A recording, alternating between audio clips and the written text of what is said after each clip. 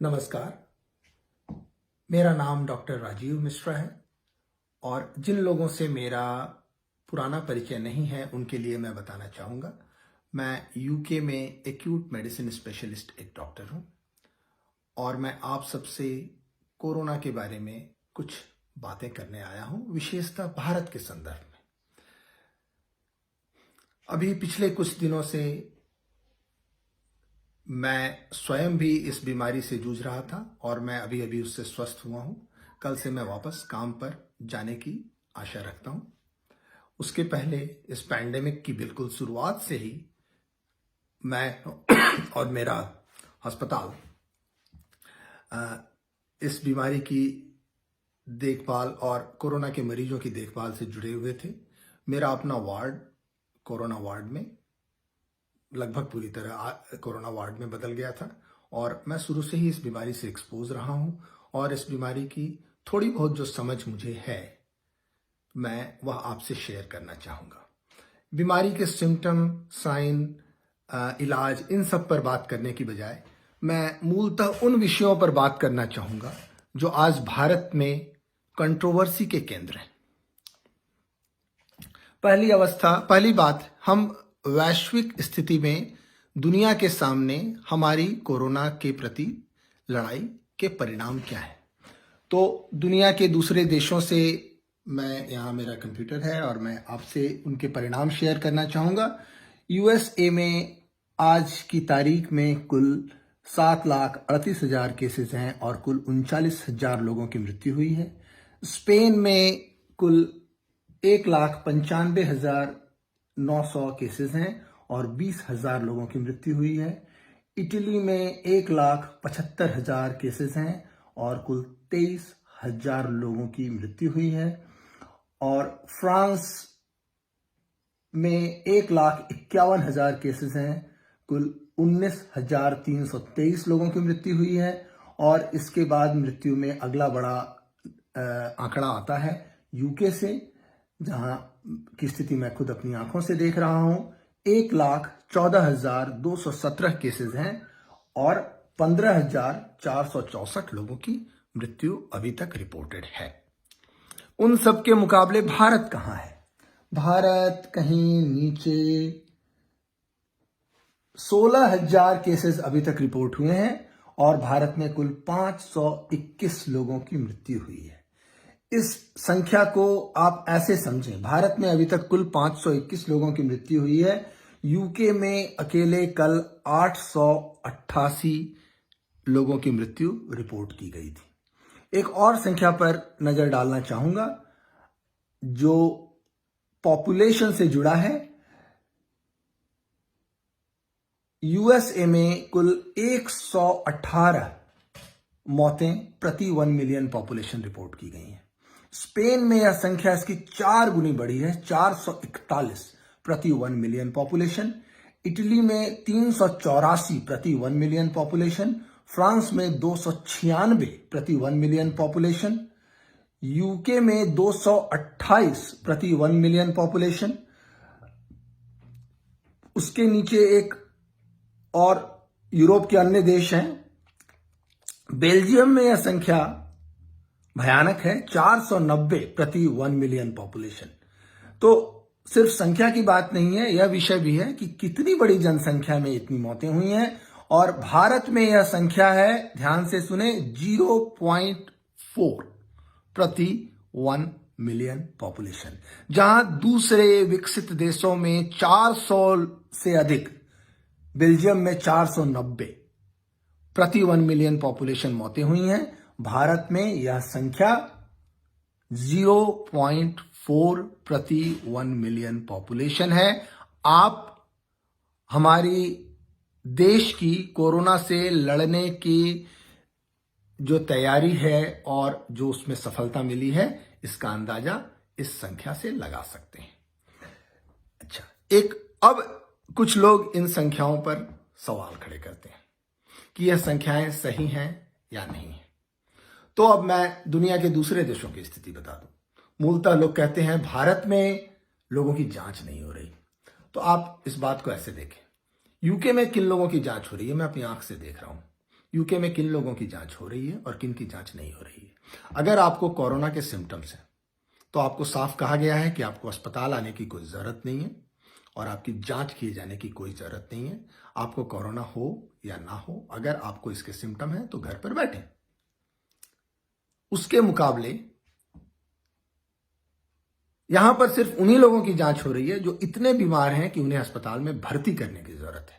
तब यह निर्णय लेने के लिए कि उन्हें कोरोना वार्ड में भर्ती होना है या सामान्य वार्ड में भर्ती होना है, यह निर्णय लेने के लिए उनकी जांच की जा रही है, अन्यथा उनकी जांच नहीं की जा रही है। जो लोग कोरोना पॉजिटिव पाए जाते हैं उनके परिवार की भी जांच नहीं की जा रही है। तो यह संख्याएं भारत के मुकाबले इन देशों में किस तरह से दिखाई गई हैं कि अगर यूके में 1,14,000 केसेस रिपोर्टेड हैं तो आप मान के चलें कि इसका 10 गुना तो केसेस होंगे ही जिनकी जांच नहीं हुई है। मेरे अपने परिवार में सिर्फ मेरी जांच हुई, मेरे परिवार के अन्य 3 लोगों की जांच नहीं हुई। तो दुनिया का हर देश अपने अपने हिसाब से एक स्ट्रेटेजी बना रहा है कि किन्हें जांच की जरूरत है और किन्हें जांच की जरूरत नहीं है।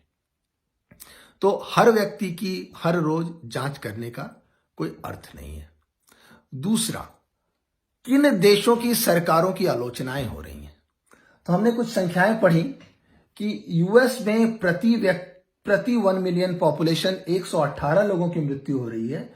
वहीं स्पेन में 441 लोगों की मृत्यु हो रही है, इटली में 384 लोगों की मृत्यु हो रही है, फ्रांस में 296 की मृत्यु हो रही है, यूके में 228 की मृत्यु हो रही है और भारत में 0.4 प्रति 1 मिलियन पॉपुलेशन लोगों की मृत्यु हो रही है।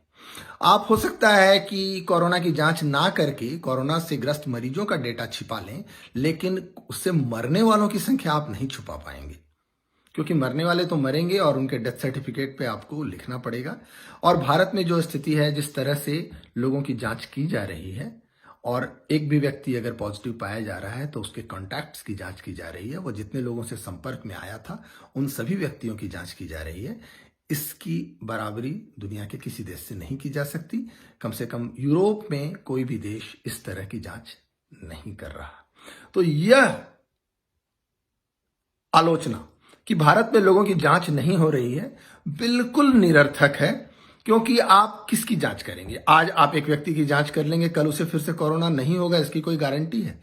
तो 130 करोड़ लोगों के देश में आप हर रोज हर व्यक्ति की घर घर जाकर रोज रोज जांच करते रहेंगे तो इसका लाभ क्या है?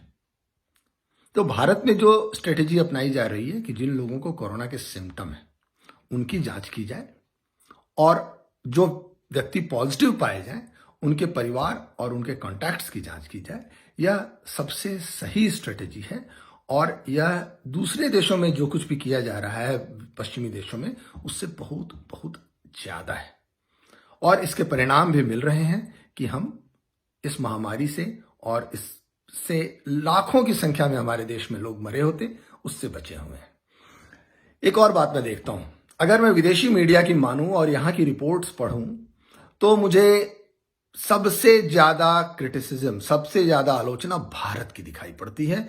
और इसके पीछे एक जलन दिखाई पड़ती है कि भारत में लोग वैसे मर क्यों नहीं रहे हैं जैसे उनकी अपेक्षा थी, जिससे कि वे कह सकें कि भारत एक गरीब, एक पिछड़ा, एक अविकसित देश है। और वे भारत पर उन्होंने जो इतने वर्षों तक भारत का शोषण किया है उसको जस्टिफाई कर सकें कि भारत को हमारी जरूरत थी। तो यह एक सिविलाइजेशनल जलन है जो यहाँ की मीडिया में दिखाई दे रही है। इसके अलावा एक और बात दिखाई दे रही है, यूके की सरकार की काफी आलोचना दिखाई देती है। यहाँ के ट्विटर पर भी बोरिस द बुचर जैसा हैशटैग दिखाई दिया था। अमेरिका की सरकार की बहुत आलोचना दिखाई पड़ती है, क्योंकि डोनाल्ड ट्रंप हमेशा से वामपंथियों का प्रिय शत्रु रहा है और उन लोगों की, दुनिया की, खासतौर से पश्चिमी विश्व की मीडिया का जो चरित्र है वो वामपंथी है। तो जो दक्षिणपंथी उनके शत्रु हैं उनकी खूब आलोचना हो रही है। लेकिन वहीं आप पाएंगे स्पेन, इटली, फ्रांस, जर्मनी, इन देशों की सरकारों की कोई आलोचना नहीं हो रही, क्योंकि वहां उनकी पसंद की सरकारें हैं, वहां वामपंथियों की पसंद की सरकारें हैं।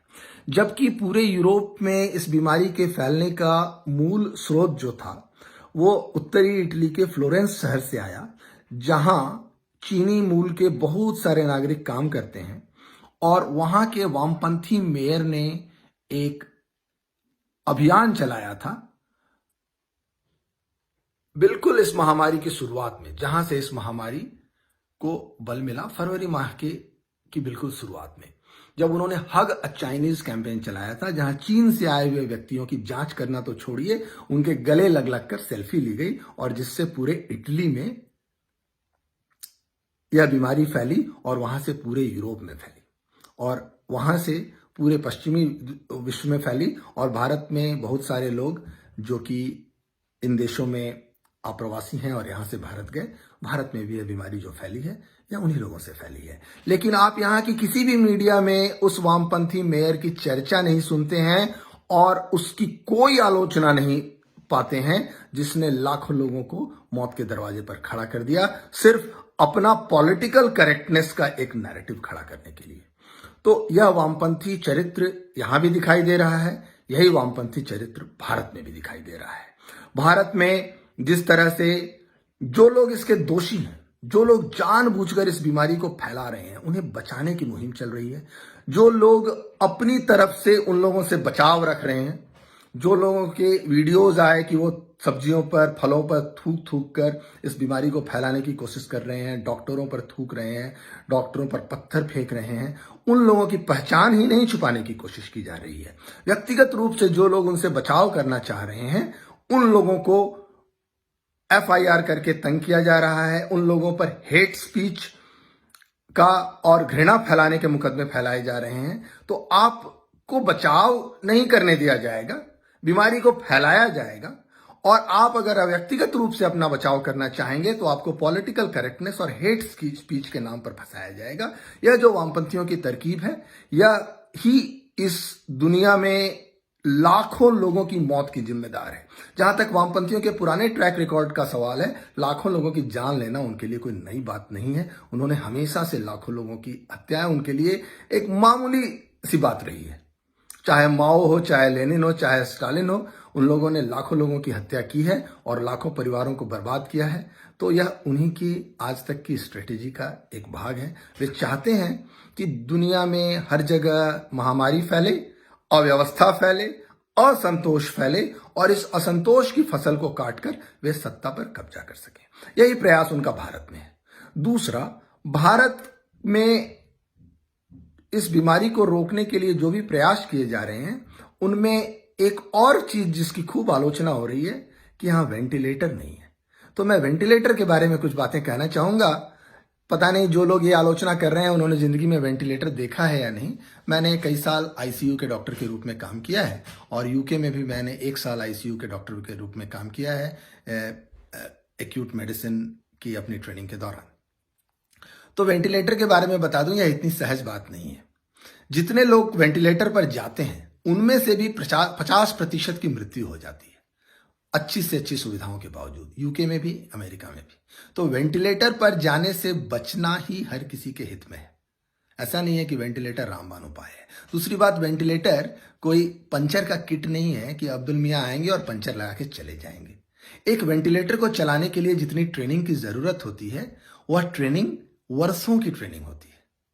इतने दिनों से ICU में काम करने के बाद और वेंटिलेटर चलाने के बाद भी मैं अपने आप को पूरी तरह से सक्षम नहीं पाता हूं कि मैं अपनी इंडिपेंडेंटली एक वेंटिलेटर को हैंडल कर सकूं और सारे कॉम्प्लिकेटेड केसेस को हैंडल कर सकूं।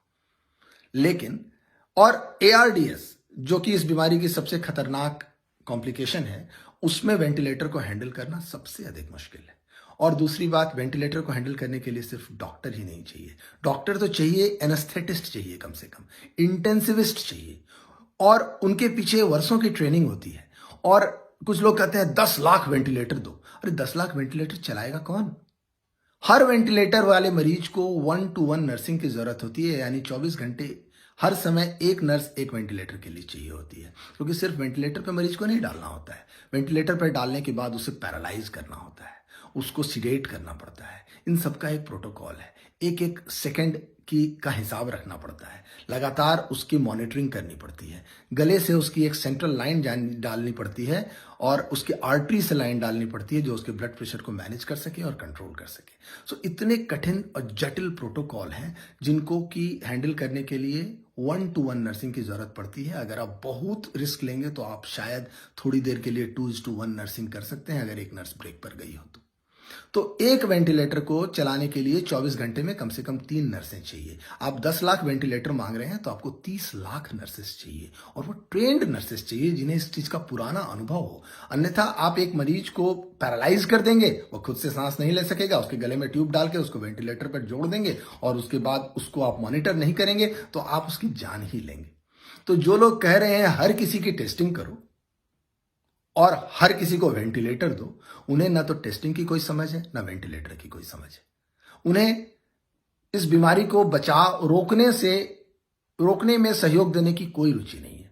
उन्हें सिर्फ सरकार को ब्लेम करना है, उन्हें सिर्फ अव्यवस्था फैलानी है, उन्हें सिर्फ समाज में असंतोष फैलाना है और उस असंतोष की फसल काटनी है।